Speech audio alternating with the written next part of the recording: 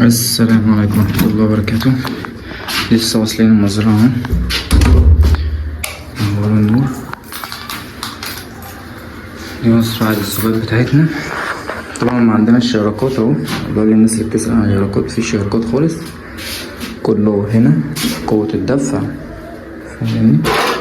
هنا الدولة بتحوله سمر، الأسمر بينزل هنا والأبيض بيبقى زي ما هو جوه بياكل. تمام؟ وهي والله كرونات فاضية يعني، ده أكل مفيش ولا حاجة والله، مفيش شراكات خالص. والذباب بقى جوه اهو.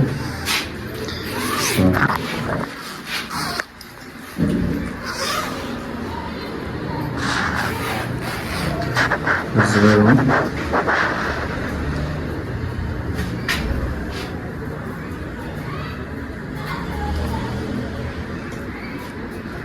في طبعا ده جاذب اللي في العلبة ده تفاح، طبعا جاذب كويس تفاح.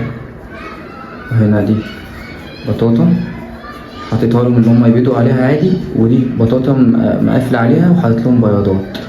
وطبعا دي البياضة القديمة حاطط لهم برضه فيهم جاذب.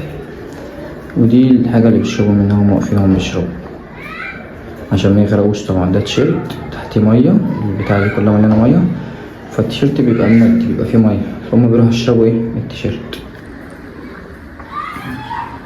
الفيديو ده طالع والله اوريكم المزرعة عشان في ناس كتير بتتصل بيا تقول لي عايزين يرقات عايزين يرقات، وانا بقول لهم مفيش. فهم طلع لهم الفيديو ده عشان يتأكدوا بس والله ان انا ما عنديش يرقات. في ذباب هنا على الستارة